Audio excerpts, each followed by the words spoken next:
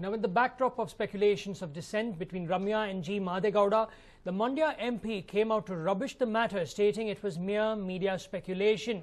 She stated that she does not believe the senior Congress leader has complained to the party president against her.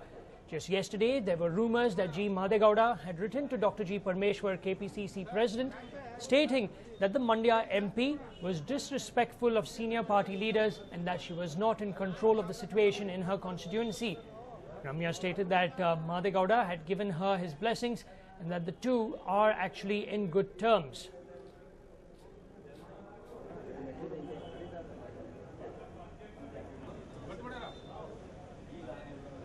Now, Ramya's had a lot of problems in Mandya already. First, from Amrish's fans, who believe that she was being disrespectful to Amrish with certain statements that she made.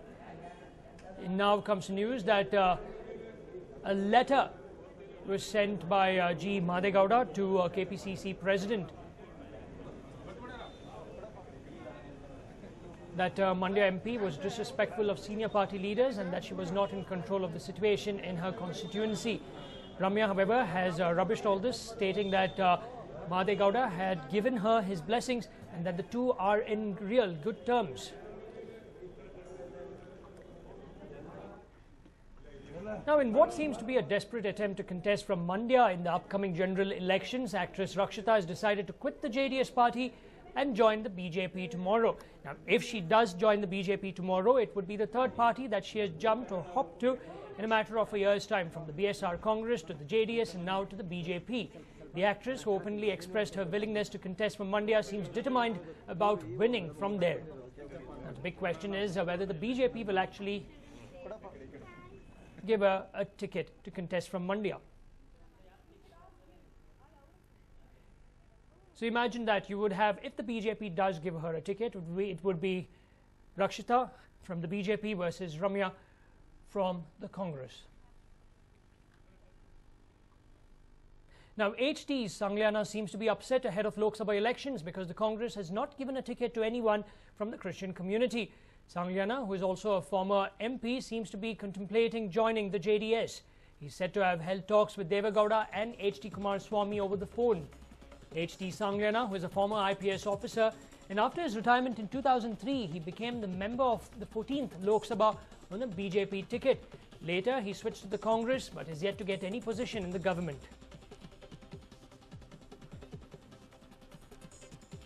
In fact, my colleague Bansi did manage to speak to HT Sangliana today. Let's listen into that. One cop about whom many movies were made, Super Cop Sangliana, who took to politics after he demitted office as police commissioner and contested and won. Well, he switched parties. He lost the elections. Now it's time for another change. Mr. Sangliana is deciding about joining the JDS. We have Mr. H.T. Sangliana here with us. Mr. Sangliana, you're a man whose decisions have surprised, but this is perhaps the biggest surprise. Well, this is, I don't know whether I should call it decision as yet, because I've not given my final word. Well, I may give one day, and it may turn out to be a really special kind of move. See, the point is... Okay. What I want to ask you is, you're a man who contested elections. It was almost a surprise when you decided to contest. And you decided to contest from the BJP. One is a surprise. Yeah. So, if you look at it. Well, Bansi, it's like this, that when I was sent to Parliament, Lok Sabha, by the people of Karnataka, I was very happy because I could represent the state in Parliament on issues which would be many. And as I expected, I had done as much as I could, as best as I could. And I feel proud that God had given me that opportunity to help so many people who are in trouble. Like, now I want to ask you, in all this, did you make the move to JDS or did they make the first move? They made the first move indeed. Mr. Ratan Singh, who is in charge of the entire city, had called me up and asked me if they could come and see me. Mr. Ratan Singh was one of my supporters when I was in BJP. We were together in BJP. being an old friend, I said yes. He came along. And then while we were chatting, he proposed that I should join the JD, and they wanted me to be a member there.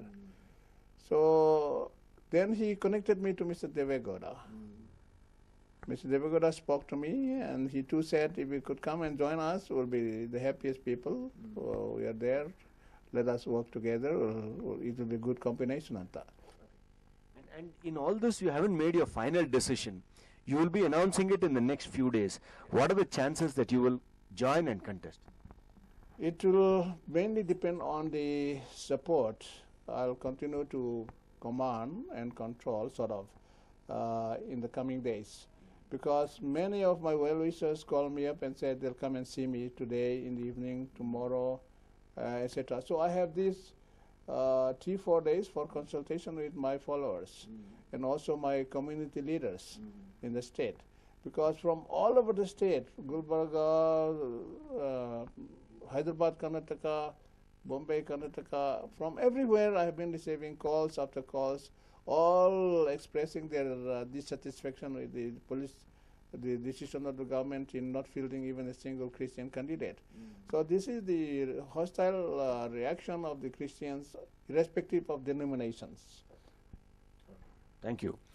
There it is, Mr. H.T. Sangliana, former Member of Parliament, former Vice Chairman of the Minorities Commission nationally, finally deciding to give Congress a cold shoulder and go ahead and join the JDS, but he still has not done it. He could do it in the coming days and contest in Bengaluru Central. With camera person Muttaj, this is Bansi for News 9. Well, a fraudster at Mysore has been taking people for a ride. Impersonating as an officer from the Human Rights and Anti-Corruption Bureau, Hanif has been extorting money from gullible victims. Even has a car in which a fake signboard has been etched to give people an impression that he worked for the organization. Hanif's game came to an end after a shopkeeper complained to the police. Hanif had asked him for 1 lakh rupees. Lakshman informed the matter to the police, who later apprehended him. Now, many of the other businessmen decided not to say any because of the type of work they were also involved in. Now, Hanif knew that they had a lot of irregularities over there, so he decided to make the best use of it. However, this particular one shopkeeper, Lakshman, had nothing to hide, and when Hanif demanded 1 lakh rupees from him, Lakshman informed the matter to the police, who later apprehended him.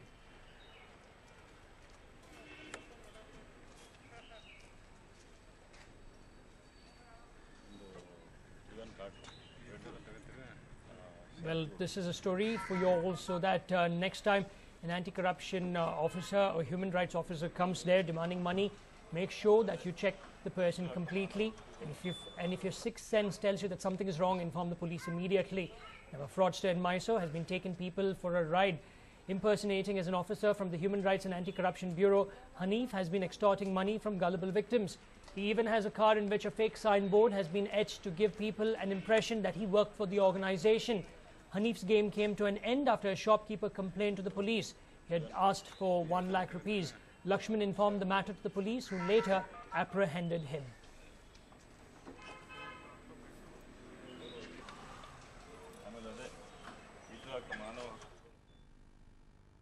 Now, angry relatives of a deceased woman patient went on a rampage in a government hospital in West Godavari district of Andhra Pradesh today. The violent reactions came after the woman fell victim to the alleged criminal negligence of the hospital staff.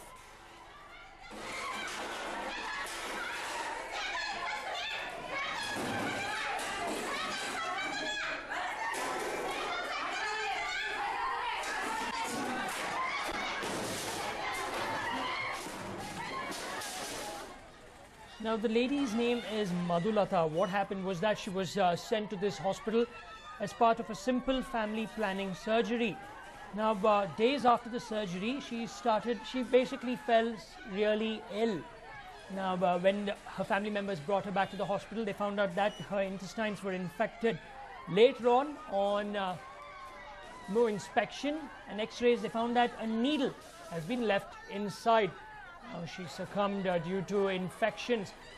Knowing that this was a clear case of medical negligence, criminal negligence in fact, the family members went about venting their frustration by destroying all the furniture and whatever they could find in the hospital premises. Now, most of the doctors escaped from the scene. As of now, we're told that the government is looking into this particular case very seriously.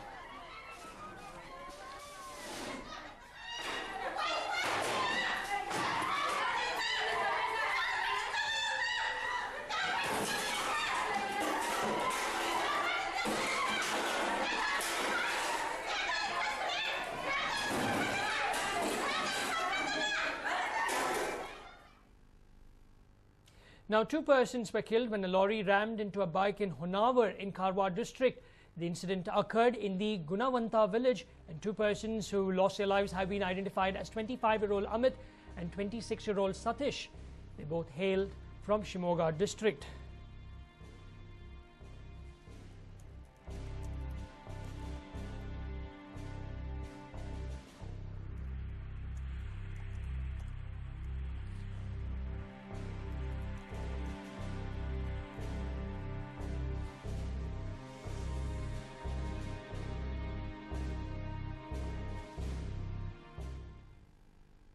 Now, in-flight entertainment got a new meaning for customers flying on 6 SpiceJet flights as they were in for a special Holi surprise. Over 20 air hostesses performed on a 2-minute short Holi song, much to the surprise of flyers on 6 different flights.